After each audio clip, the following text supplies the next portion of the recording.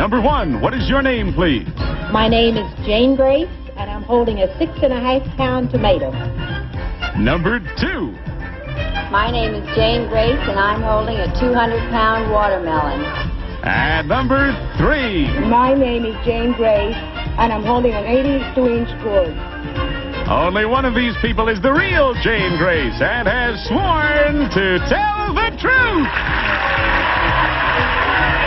And now, from Studio 6A in New York's Rockefeller Center, let's meet our panel. Star of Broadway films, TV, and recording, Soupy Sales, the toast of Good Morning America, Pat Collins. Celebrating his 28th year as host of American Bandstand, Dick Floyd. And what would an all-star panel be without Peggy Cass? And here's the host of To Tell the Truth, Robin Ward.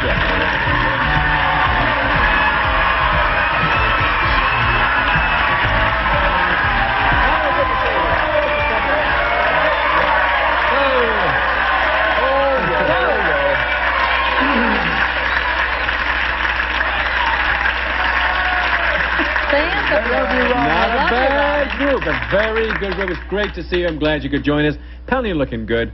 You saw all those vegetables out here before the show. I got to say this before we start, that the watermelon and the tomato are accurate full-size models of the original garden product, and the gourd is real.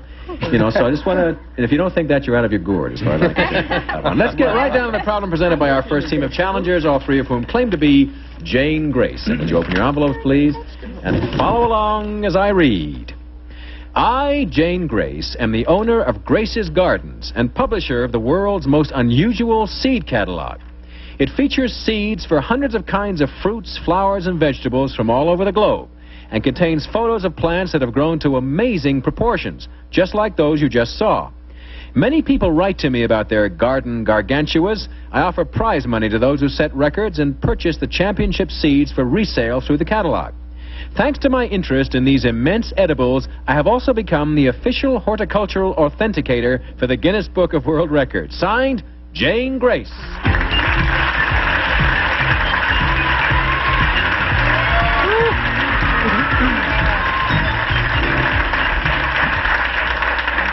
And welcome, ladies. Good to have you here. And hello to the vegetables. Nice to see you. And panelists or ladies all claim to be horticulturalist Jane Grace. Let's start the questioning with Soupy Sales. Thank you. That watermelon and the tomato, man, you could, some BTL would be great, wouldn't you? A thing like that. Number 1, how did you come up on the thing of discovery of how to grow large plants like that? We do not grow them. People write to us and tell them that they have grown them. Oh, number 2, you mean to say this is not one of your products? No. Well, number 3, what do you do when they send these to you? Well, I authenticate, you know, their size, etc. And sometimes we buy the seed to sell through our catalog. Well, number 1. And we go to Pat Collins. Number 2, what is that? That's in front of the 1, the 2, and the 3. Is that a yam or a this? The gourd. It's a gourd. That's a real one. That's a real gourd, all of it. How would that tomato, those oversized vegetables of any kind, the tomato, number 2, how would it taste? The tomato is a delicious variety, and it is truly delicious. Tastes like a real tomato. Number 3, what is the very largest veggie in the Guinness Book of World Records, or largest plant that you've authenticated? Well, there's a 500-pound squash. It's great for Thanksgiving. Number 1, there's a common Christmas plant that's poisonous, and actually if a little child ate it, he or she'd have a problem. What plant is that? There's 2 of them. One would be a mistletoe, and one would be a poinsettia. And we go to Dick Clark. Number 2, that thing that's laid out in front of all of you, that grows straight down into the ground? No. Does it? Oh, I see it lies on top of the ground. I was going to say, you have to have a heck of a garden if it was Very that. good. What do I know? Very good. Number 3, I know that's a model, but the real watermelon, what did that weigh? 200 pounds. 200-pound watermelon? Number 1, one of your friendly competitors' companies has the name Burpee on it. What was Mr. Burpee's first name? Do you know, number 2, what Burpee's first name was? Orville. Say again? Orville. Thank you very much. Number 3, how deep do you plant peas? I Not don't really a plant gardener. peas. No. And we go to Peggy Cass. Thank you. Number one, how do they get purple broccoli? Mostly with dyes when they're planted. With dyes? Dyes when they're planted. They throw like dye in the ground? It doesn't harm you if you eat it. It's just for looks. Oh, I think it looks awful myself anyway. Number two, who was Luther Burbank? He was a botanist. Okay. Now, number one, if you... do you really agree that that tomato would taste good? Yes, it is a delicious tomato, truly. Well, number two, wouldn't a tomato like that that's so enormous just hang down and break the vine? Well, you have to prop them up to some degree. Obviously, it would. Yeah. Well, I mean, are the vines... They're ringing that bell, panel. That means the time is up and discussion is over, and now it's time to vote for number one, for number two, or for number three. Whoever, in your opinion, is the real Jane Grace. And we pay $100 for each incorrect vote. And 4 incorrect votes will give our team of challengers $500. Are the ballots all marked, panel? Soupy, who got your vote? Well, I thought they all three were great, but number one knew that you shouldn't eat mistletoe. You should just kiss under that, and it's more fun on the lips than on the and also that I think it's number one. She Okay, said no. and Pat, who's your vote for? I also think it's number one. She just All right. likes the right tuck. And Dick, what about you? Number one turned me off for a minute because she didn't know Mr. Burpee's first name is W. Atlee Burpee, the most famous seed man in the world. But then when I listened to number two call him Orville, I knew she wasn't the one. I never got it's got to be number one. Okay. And Peg, who got your Well, vote? I didn't believe Orville either. But gee, number one, I can't believe they throw purple dye on top of broccoli seeds and it comes out that funny color, so I voted for number three. All right, the votes are all in, and now we're going to find out which of these ladies, in fact, is the record authenticating horticulturalist. You try and say that. Will the real Jane Grace please stand up? I've been like that. Come on.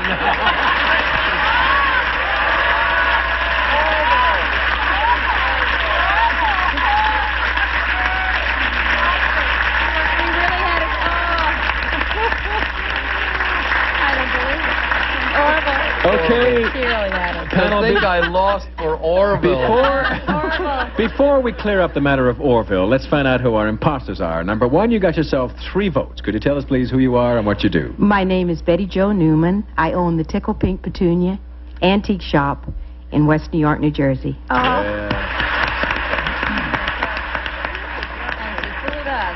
And number 3, you aided and abetted in the downfall of our panel. Could you tell us about yourself, please? My name is Angie Smith. I'm a housewife and mother of 4 children, and I have a brown thumb.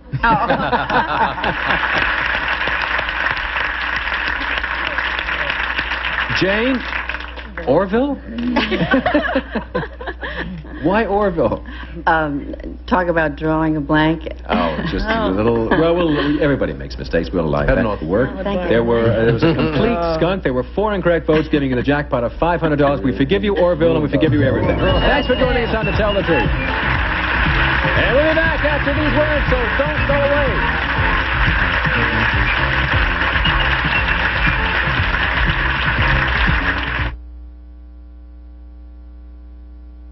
We are back, and let's meet our next team of challengers.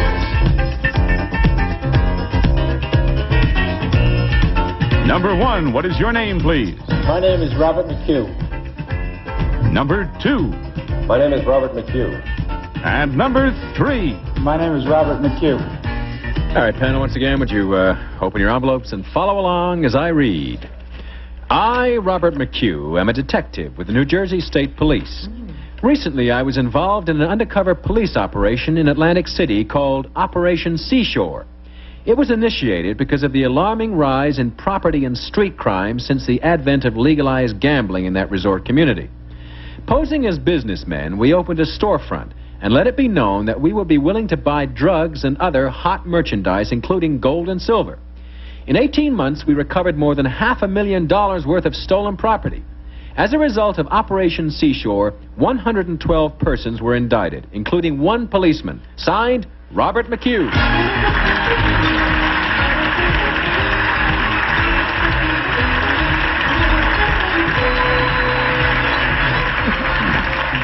And welcome, gentlemen. It's good to have you on the show. And panel, these three gentlemen all claim to be New Jersey State Police Detective Robert McHugh. Let's start the questioning with Peggy Cass. Thank you. Mr. McHugh, number 3, why do you think that kind of crime is happening in Atlantic City? Because of the influx in casino gambling. Well, is it because people have lost their shirts and they're out clipping stuff to pawn? Number 1? Say that question again. Is it because people have lost money and they're stealing stuff so they get away money? No, it's because of the influx of the type of people, let's say gambling and so forth, and you now have the people who were already there working off them. But number 2, I thought that Atlantic City was supposed to be so supervised and so clean and so wonderful for Atlantic City. It doesn't seem that it turned out that way, right? Well, it is supervised. The gambling is supervised, but the street crime is rampant.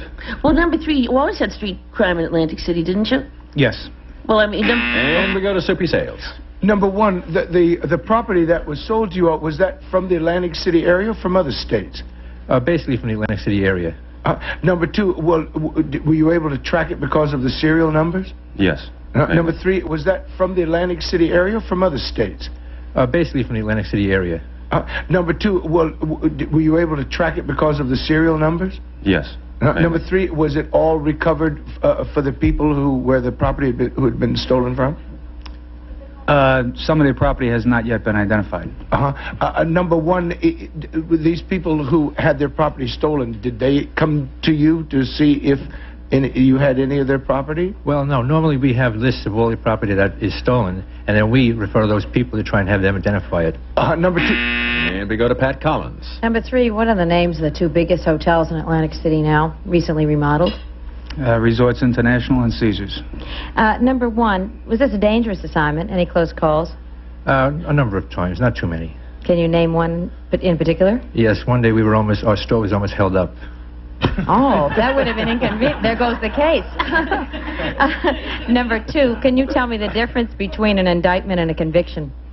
Well, an indictment is where we think the person committed the crime, and the grand jury would indict him on that information. A conviction would be after the jury hears the case and convicts the person. Number 3, do it. And we go to Dick Clark. Well, I'll pick up with number 3. What kind of a store was this? What did you call it? It was called Seashore Sales, and it was a gold and silver buying store. Where was it located, number 1? It's on Atlantic Avenue. On Atlantic Avenue. Number 2, was there any insinuation that this might be entrapment, that you were inducing people to take part in illegal activities? Not really. Not the way we operated. Number 3, what'd you sell the most of, gold, silver, or drugs? We didn't sell anything. We bought. Oh, I'm sorry. I thought you resold. No. Oh, I misunderstood. Number 1, if you bought, how did people find? Were you a pawn shop? How did they get to you? No, what we did is, while we opened the store, we ourselves infiltrated into bars, got to know various people who were questionable in the area and so forth. You were a fence. And ringing that bell, that means time is up. And now it's time, panel, to vote for number 1, for number 2, or for number 3, whoever you think is the real Robert McHugh. And now the ballot's all marked, panel. Peggy, who'd you vote for? Oh, you see, number 3 looks as though his name is Robert McHugh to me. The singing Irish cop. I voted for him. You make a great detective. Soupy, who got you? I thought all 3 were great, but I don't know this. 3 is my choice. All right, Pat? I think, number 2, you're a New York City policeman. I've seen you around. Maybe that doesn't say anything about me being arrested. And number 1, I agree with Peggy. Doesn't look like a policeman. Number 3, okay. Are we done it to ourselves again? Are you going to make this unanimous, Oh, Dick? no. This is the week. This is it. We've done this all week long. One more time. Sink or swim, All right, Dick Clark. okay. This is unanimous. Now we're going to find out which of these people worked undercover in Atlantic City with a real Robert McHugh. Please stand up. It's 1.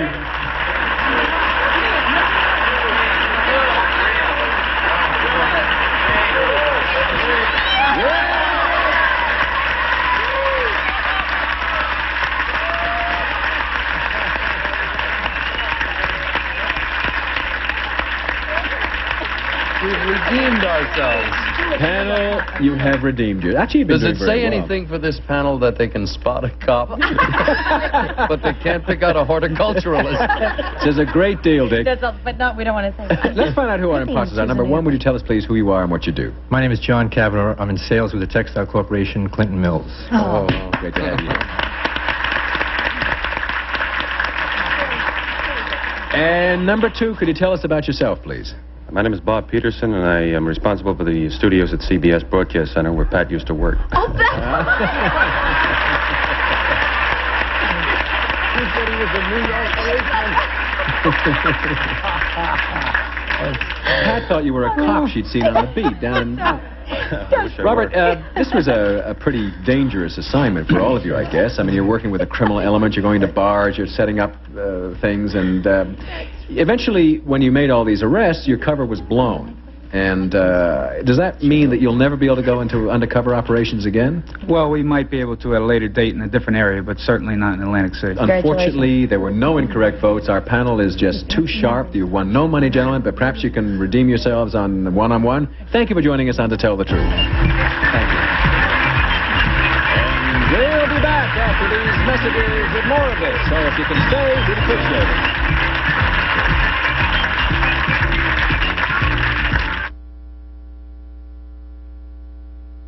We're back, and it's time to play one-on-one. And here are 4 people you have met before.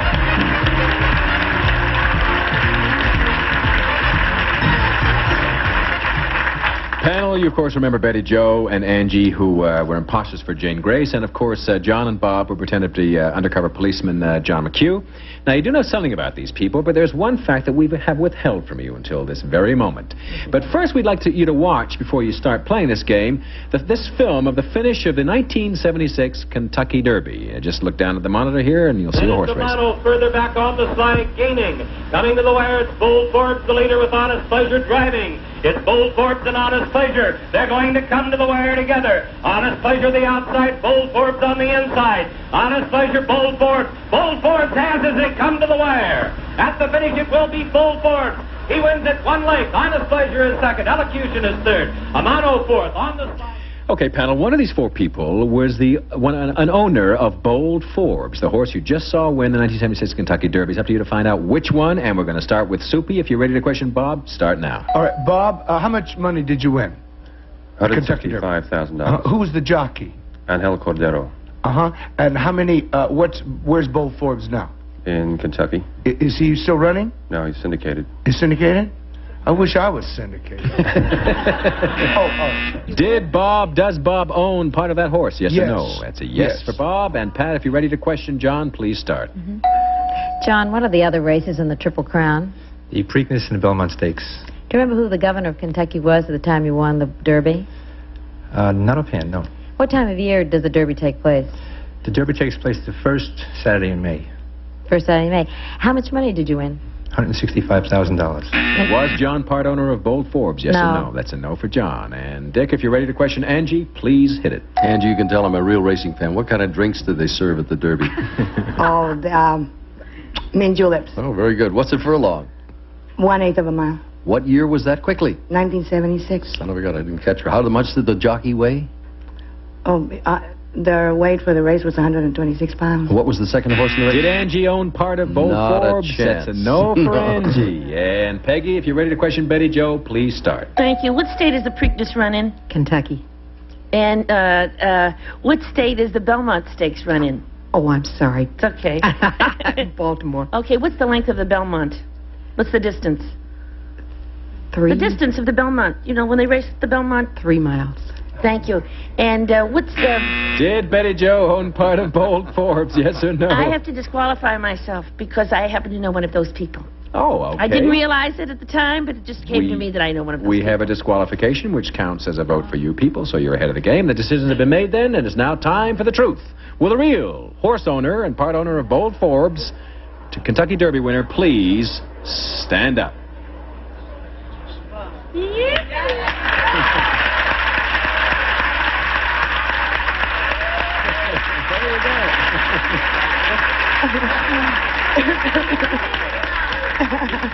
Dick Clark gave her the most emphatic no I've ever heard on this show. Angie, we have a couple of pictures taken of this big day. Must have been a great day in your life. Maybe you could tell us what's happening down here. Look at the monitor and we'll see. That is right after the race, and there's Angel Cordero, you know, with his victory sign. It's pretty very excited. You know, he was. I'm from Puerto Rico, and you know, he's Puerto Rican, so he was. That's at the Belmont Stakes. not the Derby. Must be the thrill of your life, though, when you're a horse. It really was, yes. It's marvelous. Is it true that male horses run that fast because they're in a hurry to get put out to stud, or is that just a rumor? Probably. Okay, there were 3 incorrect votes and 1 disqualification, which gives you $400. Thank you for joining us on One-on-One. And good luck at the track. Thanks so much. And we'll be back. We'll be back after these words.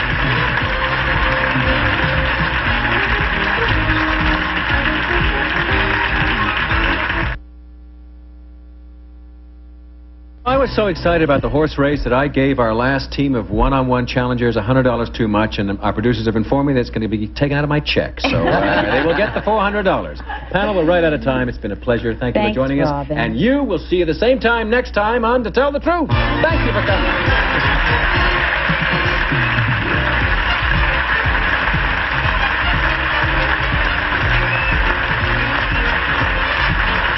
This is Alan Coffey speaking for To Tell the Truth, a Mark Dixon, Bill Todman production.